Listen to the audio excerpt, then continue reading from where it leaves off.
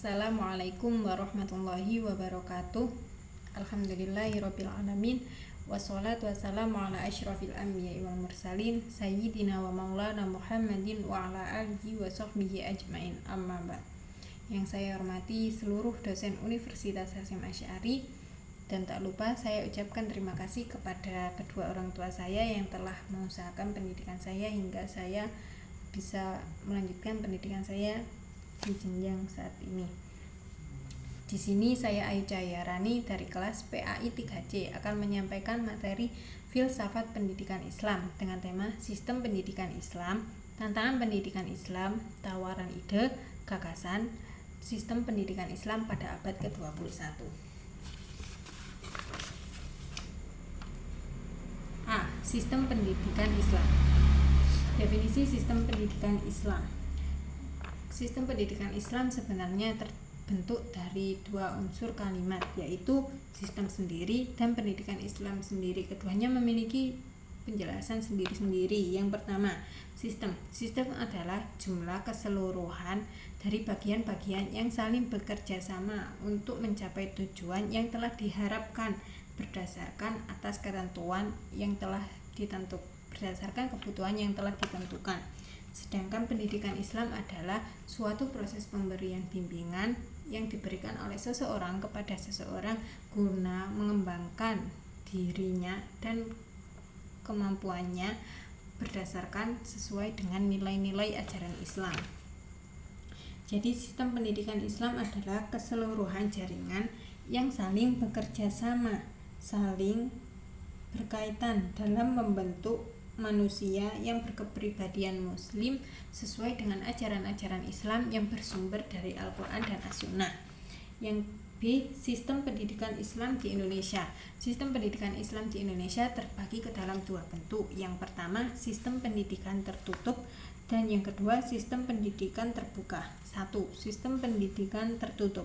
Sistem pendidikan tertutup sulit menyesuaikan dirinya dengan lingkungan yang ada dalam tempo yang singkat.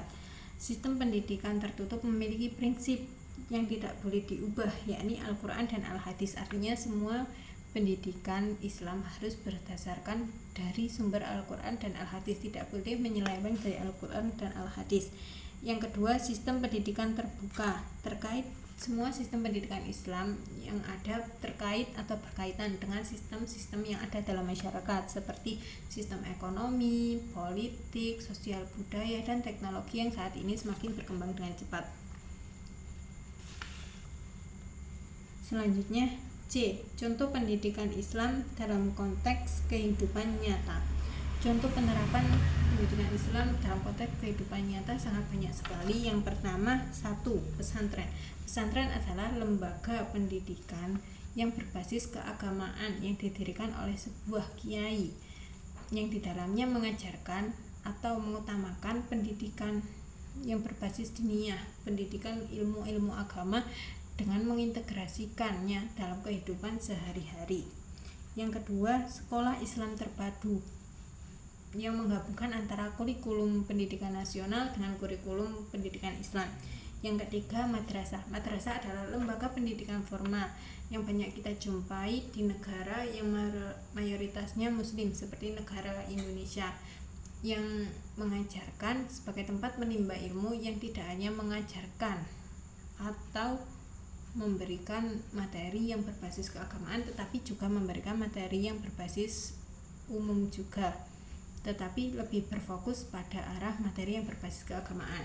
Yang keempat, ada universitas, lembaga kejuruan sekolah tinggi yang tidak hanya menawarkan jurusan agama saja, tetapi juga bisa menawarkan misalnya contoh jurusan sains dan teknologi dengan tetap memperhatikan perspektif Islam dalam beberapa kajiannya. Dan yang kelima, misalnya ada lembaga pendidikan non formal seperti ceramah, kajian ustadz di masjid, misalnya untuk menyampaikan halaqah di masjid terkait dengan ilmu-ilmu agama. Bisa juga pengajian. Selanjutnya, D. Sistem pendidikan Islam pada abad 21. Sistem pendidikan Islam pada abad 21 ini menekankan penekanan keterampilan dan kemampuan siswa menghadapi perubahan zaman. Akibat adanya arus globalisasi ini, kemajuan teknologi, pendidikan Islam telah mengalami beberapa perubahan pada abad 21, sehingga pendidikan Islam harus mampu beradaptasi dengan kemajuan teknologi yang sangat pesat dan beradaptasi di era digitalisasi dan secara signifikan membantu pertumbuhan umat Islam. Selanjutnya, tantangan pendidikan Islam pada abad 21. Pendidikan Islam telah mengalami beberapa tantangan pada abad 21. Di antaranya, 1. Tantangan menguasai dan mengembangkan teknologi. Teknologi adalah kunci utama bagi kemajuan suatu bangsa karena menawarkan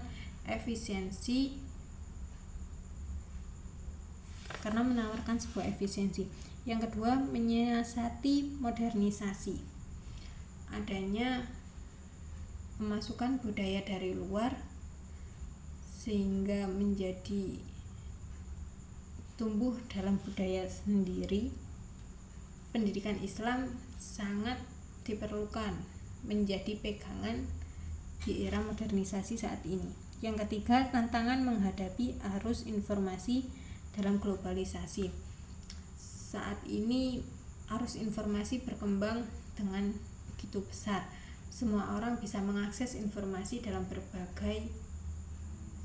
contohnya melalui berbagai media, melalui internet, tetapi kita juga harus bisa memilih karena setiap informasi yang disajikan tidak sesuai dengan ajaran kita dan norma-norma dalam Islam.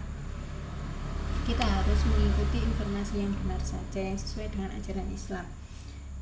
Dan yang terakhir, poin F, ide dan gagasan sistem pendidikan pada abad 21. Yang pertama, pembelajaran sepanjang hayat. Manusia didorong untuk melakukan pembelajaran sepanjang hayat, dan dalam Islam manusia diwajibkan untuk mencari ilmu dari mulai usia sejak lahir hingga ke liang lahat. Manusia dituntut untuk selalu memperbaharui keterampilannya dan diwajibkan untuk menuntut ilmu agar dapat menghadapi tantangan zaman dan sebagai bekal di dunia dan juga di akhirat. Yang kedua, model pembelajaran yang menarik. Model pembelajaran yang menarik pada abad 21 ini seperti model pembelajaran puzzle dan pengurutan kartu misalnya. Yang ketiga, keterampilan. Dan poin yang terakhir, model pendidikan pada abad 21. Terdapat berbagai macam model pendidikan pada abad 21. Di antaranya, 1. Berbasis masalah. Siswa dituntut untuk memecahkan masalah yang terjadi dalam kehidupan lingkungan sekitarnya melalui pendekatan yang islami berdasarkan pegangan pada nilai-nilai Islam berdasarkan ajaran Al-Quran dan Al-Hadis. Yang kedua, berbasis teknologi. Pendidikan Islam memanfaatkan teknologi untuk kemaslahatan umat Islam dan kemajuan umat Islam. Dengan memanfaatkan adanya teknologi dalam bidang pendidikan, misalnya mencari berbagai sumber tambahan ilmu pengetahuan keagamaan lewat platform media online. Yang ketiga, berbasis proyek. Dalam hal ini siswa diberikan suatu proyek yang memiliki kaitannya dengan masalah-masalah keislaman, misalnya untuk dipecahkan bersama. Kurang lebihnya dari saya sekian, terima kasih. Apabila ada kurang lebihnya mohon maaf. Akhir kalam, wabillahi taufiq wal hidayah, waridho wal inayah. Assalamualaikum warahmatullahi wabarakatuh.